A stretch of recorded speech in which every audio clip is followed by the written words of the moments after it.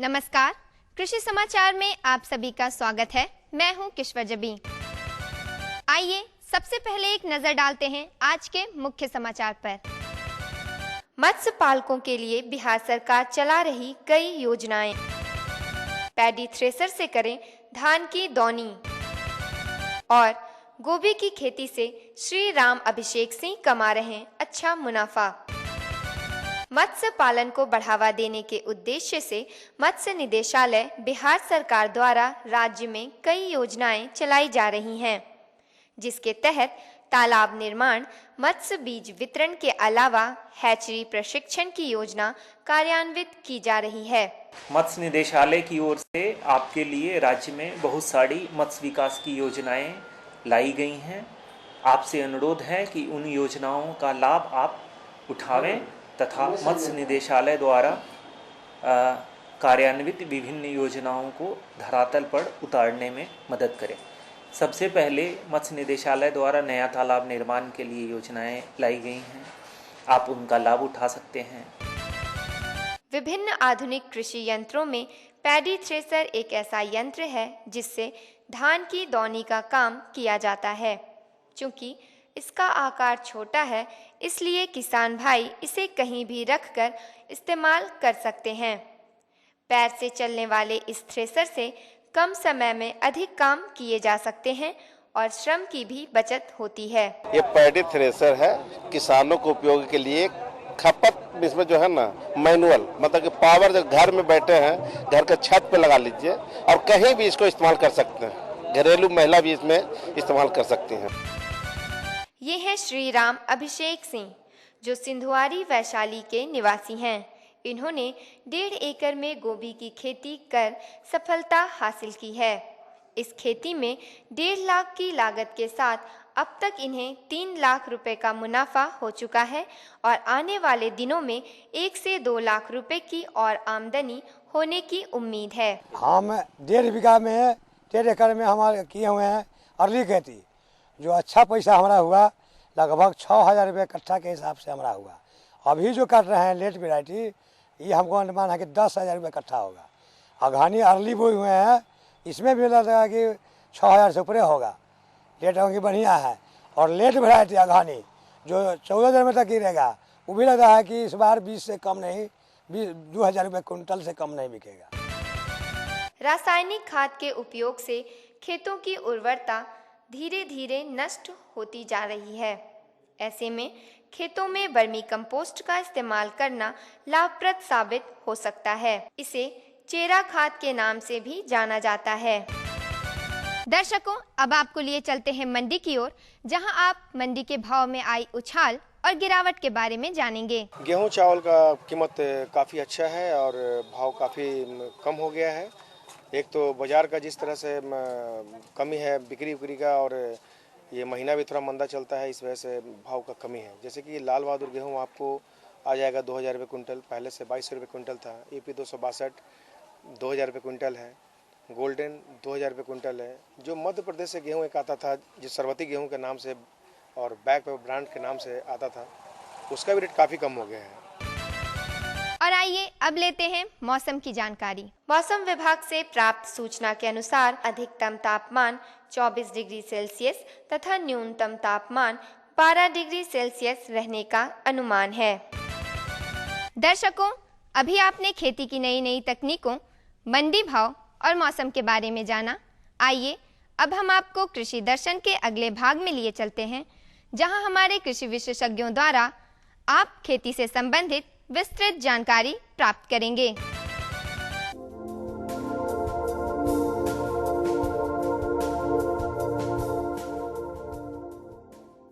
बटेसर के का? अरे मुखिया जी प्रणाम प्रणाम प्रणाम। का हाल चाल बा बताई? एकदम ठीक बा मुखिया जी, एकदम ठीक बा, चकाचक बा। चकाचक? हाँ मुखिया जी। आज आजी से लड़ाई ना भइला का?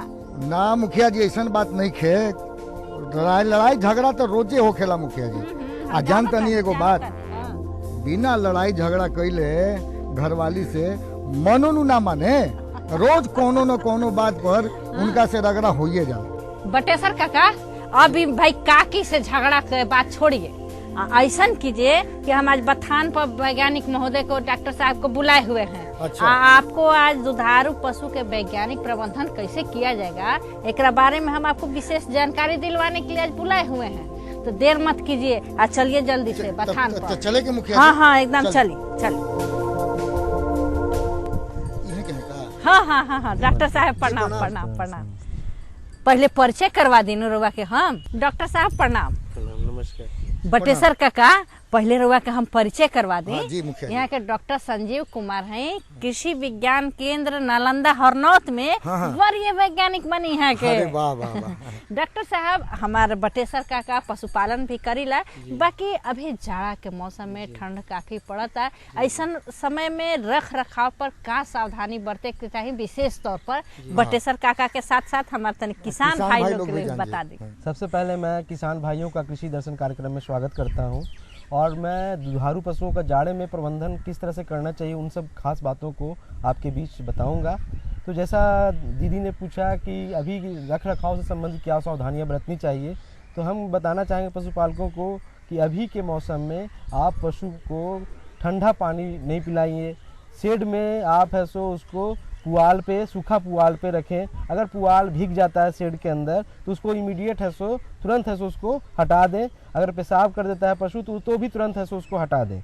और अभी खास करके आप देखते होंगे कि जहाँ पे जल जमाव है पानी में, वहाँ पे आप बिल्कुल जल का जमाव नहीं होने दें। बटेसर काका ये तो बहुत देखिए बढ़िया बात बहुत बताई। अच्छा यहाँ के जानकारी देनी। बाकी अब इहो जान लिया हाँ, कि एगो- जाड़ा एगो- के मौसम में जब संक्रामक रोग जानवर के बहुत हो जाला, तो ओकरा खातिर कोनो तरह के टीका उका भी डॉक्टर साहब लगेला का? हाँ, निश्चित रूप से इसमें कोई दो मत नहीं है कि दुधारू पशुओं से पशुओं को संक्रामक रोग से बचाव के लिए इस समय खास करके आप है सो जो खुरपका मुंहपका जिसको खरहा रोग के नाम से पॉपुलर गांव में लोग जानते हैं, उसका FMD कहते हैं उसको इंग्लिश में, फूड एंड माउथ डिजीज, उसका टीका जो है ना जाड़े के मौसम में निश्चित रूप से कराना चाहिए। अभी बिहार सरकार से भी है सो इसके संबंध में कैंपेन चलाया जाएगा और जनवरी तक भी आप अभी अगर नहीं लिए, जो पशुपालक अपने पशुओं को, दुधारू पशुओं को नहीं दिए हैं अगर टीका, तो वो अभी भी है सो टीका, FMD का टीका आप अभी भी लगवा सकते हैं। अगर आपका पशु जो है 12 साल से कम का है तो उसके लिए भी लगा सकते हैं। और बाद लेकिन जो गाभिन पशु है 6 महीने से अधिक हो गया उसमें नहीं लगाना है। लेकिन क्या है कि अभी 2 तरह के कंपनी का दवा है सो बाजार में उपलब्ध है FMD के लिए। एक इंडियन इम्यूनोलॉजिकल इंस्टीट्यूट है न्यू दिल्ली का, उसका, और एक हेस्ट कंपनी का। उसमें एक फाइल में करीब 10 जानवर का आता है।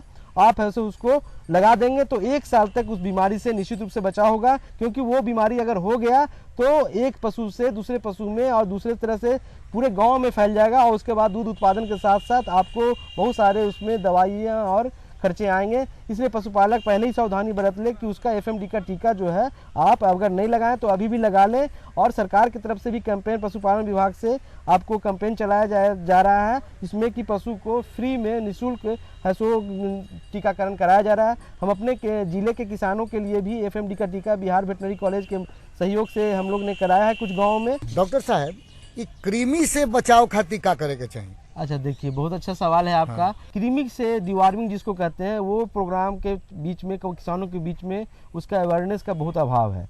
आपको हम बता दें कि अभी है सो कृमि रहित दवा जैसे फर्मेंडाजोल, अल्बेंडाजोल 2 बाजार में उपलब्ध है। अगर छोटा पशु है तो 12 महीने से नीचे का है तो 1.5 ग्राम का टैबलेट, 1.5 ग्राम एक टैबलेट है सो 3 ग्राम का आता है। 1.5 ग्राम आप है सो प्रति पशु दे सकते हैं। ऐसे 3 ग्राम वयस्क पशु को आप है सो ये टैबलेट है सो उसके खाने के साथ मिला करके आप देंगे तो निश्चित रूप से जो कृमि से है सो बचाव निश्चित रूप से हो जाएगा और उसका बढ़वार, दूध उत्पादन सभी चीज़ सही रहेगा। किसान भाई कृषि दर्शन कार्यक्रम देखते रहिए, कहीं जाइएगा नहीं। बस मिलते हैं हम छोटे से अंतराल के बाद।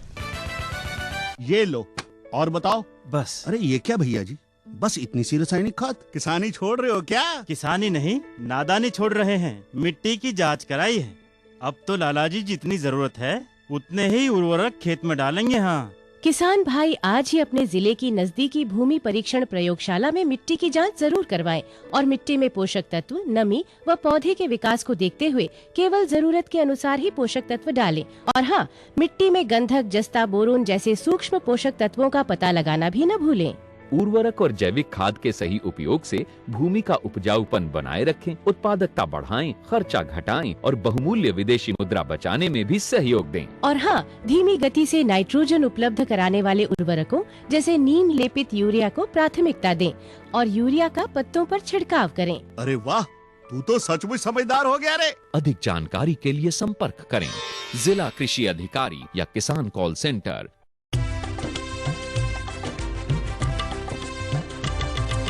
सहकारिता के बल पर विकास के लिए उठे कदम, जन सहकार की ताकत लेकर आगे बढ़ते जाएं हम। जन जन ने इस क्रांति में है विश्वास जगाया, हम सब ने मिलकर विकास का परचम है फहराया।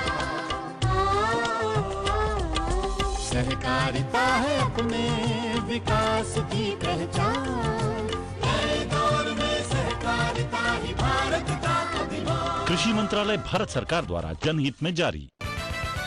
कृषि दर्शन कार्यक्रम में पुनः आपका स्वागत है। डॉक्टर साहब, प्रायः ऐसा देखा जाता है जाड़े के मौसम में कि पशुओं के नाक से पानी आने लगता है या पशु खांसने लगता है। जी। तो उस स्थिति में पशु पर क्या विशेष सावधानी बरतनी चाहिए, किस तरह से देख रेख करना चाहिए ताकि वो ठंड से के प्रकोप से बच सके? बहुत अच्छा है। अभी के सीजन में खास करके आपको बताना चाहूँगा मुखिया जी कि ये जो रोग है इसको निमोनिया के नाम से लोग जानते हैं। अच्छा, निमोनिया है एक तरह से।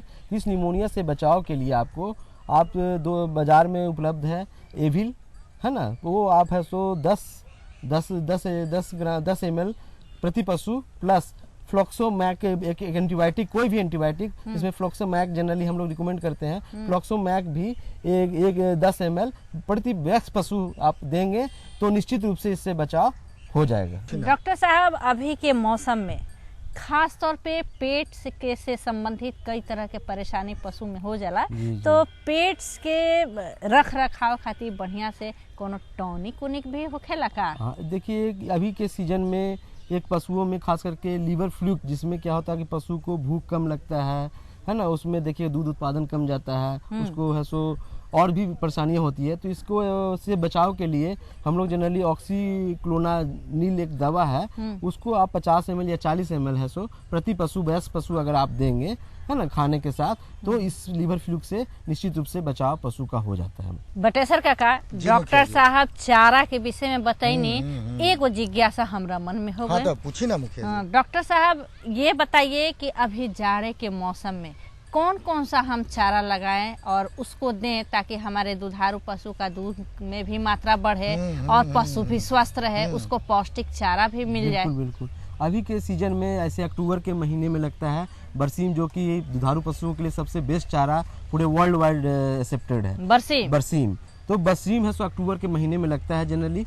और अगर आप लगा चुके हैं अगर बरसीम और लुसर्न, दो ये चारा है सो जो कि लेगुमिनस कहते हैं, जिसको दलहनीय चारा है ये। इसमें है सो प्रोटीन, विटामिन मिनरल्स का इसमें ऑलरेडी इसमें काफ़ी अच्छा कॉम्बिनेशन है, जिसके चलते क्या है पशु में, जिसे आजकल सुनते होंगे रिपीट ब्रीडिंग, बाजपन, ये सब बहुत ज़्यादा आ रहा है। तो हरा चारा नहीं देने की वजह से खास करके शहरों में आप देखिएगा खटाल बहुत सारा कूल है, लेकिन हरा चारा चूँकि नहीं देते हैं लगातार किसान मतलब कि पशुओं को, जिसके चलते क्या है तो उनका खटाल को बंद करना पड़ता है। इसी वजह से है सो हरा चारा खास करके बरसीम, लुसर्न जो भी है, ये चारा निश्चित रूप से देना चाहिए। और अभी आप जैसे जिसके खेत में चारा लगा हुआ है, बरसीम लगा हुआ है, तो वो है सो अगर जिसका लगा 20-25 दिन में वो तैयार होता है। 25 दिन के बाद आप उसको काट लें। काटने के बाद आप है सो उसमें सिंचाई थोड़ा सा कर दें और उसके बाद हो सके तो उसमें नाइट्रोजन जो है 10 किलोग्राम प्रति हेक्टेयर के हिसाब से अगर आप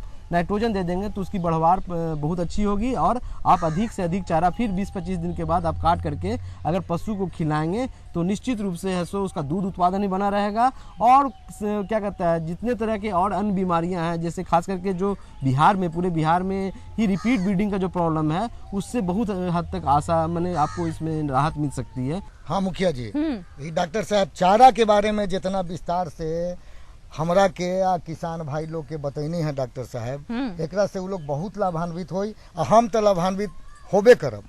लेकिन एगो औरो समस्या देखे में आवेला मुखिया जी, डॉक्टर साहब, कि आजकल गाय गोरू में या और सब भी जानवर में चमोकन लाग जाली सन बहुत तरह के मच्छर मक्खी लागेला जड़ा ओकर खून के चूस लेवेला सब। एक से गाय गोरु में बड़ी नुकसान पहुंचेला। तो एकरा से निजात पावे खातिर तनी हमरा किसान भाई लोग के तनी विस्तार से बता दें। जाड़े के मौसम में खास करके चिमोकन का और मक्खी और जो और भी अन्य जो इको पैरासाइट्स हैं उसका प्रकोप बढ़ जाता है। उसका कारण क्या है कि उसका कारण आप सब जानते हैं, पशु को डेली नहा नहीं पाते हैं, और अगर इस तरह का प्रकोप पशुओं में है तो पहले लोग गैमेक्सिन वगैरह देते थे, लेकिन उसका अब आजकल प्रभाव बहुत कम हो गया है। इसलिए क्या है कि अभी है सो बाज़ार में अमृत राज करके दवा मिलती है, जिसको 2 ml प्रति पशु अगर आप उसको उससे नहला देंगे, प्रति लीटर पानी में मिला करके अगर आप पशु को नहला देंगे तो उससे है सो नहलाने के बाद उसको पहले धोएं, उससे धो दें, उसके बाद आधा घंटा के बाद आपको पशु को है सो साफ पानी से फिर धोना पड़ेगा। तो उससे क्या होगा कि निश्चित रूप से ये चिमोकन का जो और ये जो अन्य अंतःपरजीवी बाह्य परजीवी है उसका प्रकोप कम जाएगा। इसके अतिरिक्त एक दवा, एक सुई भी आती है नियोमैक करके, उसको भी अगर हम 5 ml चमड़े के नीचे जो 12 माह से कम उम्र का है उसको अगर दे देंगे तो भी उससे बचाव हो जाएगा। और एक 10 जो वयस्क पशु है उसको अगर 10 ml अगर आप दे देते हैं चमड़े के नीचे उसको, तो निश्चित रूप से ये चिमोकन और अन्य जो परजीवी के से प्रकोप है उससे आप निश्चित रूप से निजात पा लेंगे। किसान भाई, कृषि दर्शन कार्यक्रम देखते रहिए, कहीं जाइएगा नहीं। बस मिलते हैं हम छोटे से अंतराल के बाद।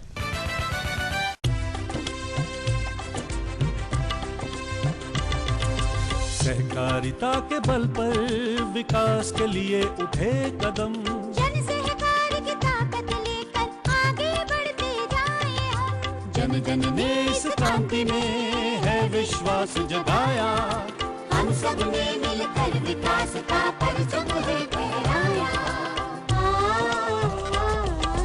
दूर जहां सूरज उगता उस धरती से मैदानों तक, हिम शिखरों के श्वेत बर्फ से हिंद महासागर तक, श्वेत क्रांति हो हरित क्रांति या ग्राम विकास की बात, एकता ही धर्म हो अब चाहे दिन हो या रात, हिंदू मुस्लिम सिख ईसाई सबने कदम बढ़ाया, हम सब ने मिलकर जब ये अभियान चलाया।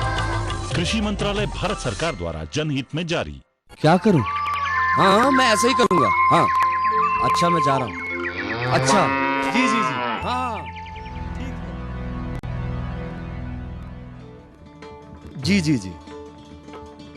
किससे बात कर रहे थे इतना हंस कर? किसान कॉल सेंटर, विशेषज्ञ से खेती के बारे में सलाह ले रहा था। सुबह भी रात को भी? किसान कॉल सेंटर सुबह 6 बजे से रात को 10 बजे तक खुलता है। रविवार को भी? हाँ भाई, साल के 365 दिन खुलता है। और इतना फोन का बिल कौन भरेगा? अरे किसान कॉल सेंटर की सेवा मुफ्त है। पर तुम ये सब क्यों पूछ रही हो? मैं तो कुछ और ही समझी थी। किसान भाई, कृषि संबंधी समस्याओं का अपनी भाषा में तुरंत समाधान पाने के लिए पूरे भारत में किसी भी फोन से राष्ट्रीय हेल्पलाइन नंबर 1800-1801-1551 पर संपर्क करें। किसानों का दोस्त किसान कॉल सेंटर। कृषि दर्शन कार्यक्रम में पुनः आपका स्वागत है। डॉक्टर साहब, चलते चलते हम एक जानकारी आपसे और लेना चाहेंगे, ये कि कभी कभी गाय का थन सूख जाता है, उससे खून आने लगता है, तो उस समय हमारे किसान भाई किन किन बातों पर ध्यान देंगे और उससे कैसे निजात पाएंगे?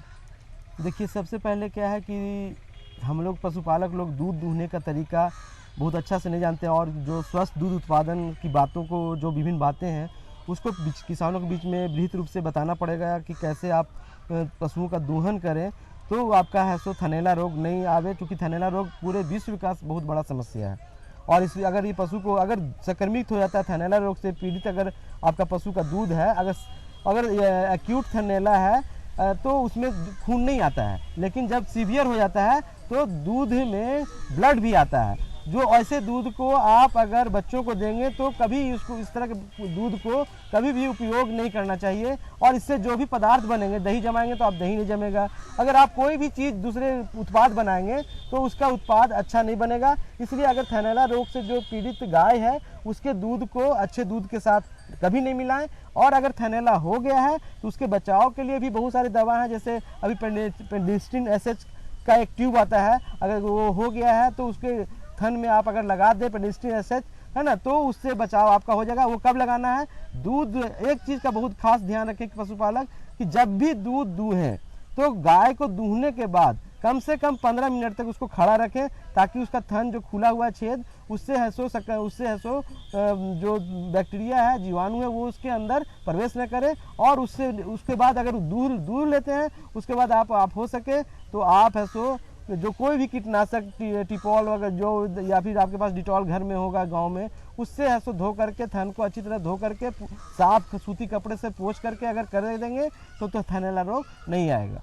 डॉक्टर साहब, आप हमारे किसान काका के साथ साथ किसान भाई को भी इतनी अच्छी जानकारी दी, इसके लिए बहुत बहुत धन्यवाद। आपको भी बहुत धन्यवाद। बटेसर काका जी, मुखिया जी, देखनी ना कितना बढ़िया जानकारी देनी डॉक्टर साहब, एकदम फरिया के रउआ तो लाभान्वित भइनी, और साथ साथ हमारे किसान भाई भी बहुत जानकारी लेला। डॉक्टर साहब, हमारे किसान भाई लोग के इतना अच्छा जानकारी देने के खातिर बहुत बहुत धन्यवाद। धन्यवाद डॉक्टर साहब, धन्यवाद। असंतुलित यूरिया के उपयोग से नुकसान और समाधान। फसलों में यूरिया के अधिक और लगातार प्रयोग से पौधे बहुत तेजी से बढ़ते हैं और गूदेदार एवं कमजोर होकर जमीन पर गिरने लगते हैं। फलस्वरूप पैदावार घट जाती है। इस उर्वरक के अंधाधुंध उपयोग से मिट्टी के अंदर मौजूद लाभदायक जीव नष्ट हो जाते हैं और इसके अलावा फसलों में रोग और कीट व्याधियों का प्रकोप भी बढ़ जाता है। यूरिया का बीजों के सीधे संपर्क में आने की स्थिति में बीजों के अंकुरण दर में कमी आ जाती है। आवश्यकता से अधिक नाइट्रोजन उर्वरक के इस्तेमाल से जमीन के अंदर उपलब्ध पानी में नाइट्रेट जैसे हानिकारक तत्वों और गैसों की मात्रा बढ़ने के साथ ही मिट्टी की अम्लता बढ़ जाती है और पर्यावरण भी दूषित हो जाता है। यूरिया का इस्तेमाल प्रभावी और किफ़ायती रूप में किया जाना चाहिए, अन्यथा केवल 30 से 40% यूरिया ही पौधों को मिल पाता है, बाकी जमीन के अंदर और वायुमंडल में जाकर बर्बाद हो जाता है। उर्वरकों का इस्तेमाल सही समय और सही मात्रा में करें तथा ड्रिप छिड़काव और फर्टिगेशन जैसी कम खर्चीली और लाभदायक विधियां अपनाएं। यूरिया पर निर्भरता कम करने तथा मिट्टी की अच्छी सेहत बनाए रखने के लिए पोषक तत्व आधारित जल घुलनशील मिश्रित उर्वरक, नीम कोडेड यूरिया, स्टार्टर घोल, जैविक खाद और जैव उर्वरक आदि उन्नत व कम खर्चीली तकनीक अपनाएं। बटेसर काका, दुधारू पशु के वैज्ञानिक प्रबंधन कैसे कल जाये, यह विषय पर हमनी के बहुत अच्छा जानकारी लेनी जा और ओकरा साथ साथ हमार किसान भाई भी लोग भी लाभान्वित भई। हम तो किसान भाई लोग से कहब कि भाई रउआ लोग जरूर कृषि दर्शन कार्यक्रम देखी, ताकि नया नया बात से जानकारी होत रहे और रउआ लोग लाभ भी लेते रहे। तो चले के मुखिया जी, राम राम। राम राम किसान भाई।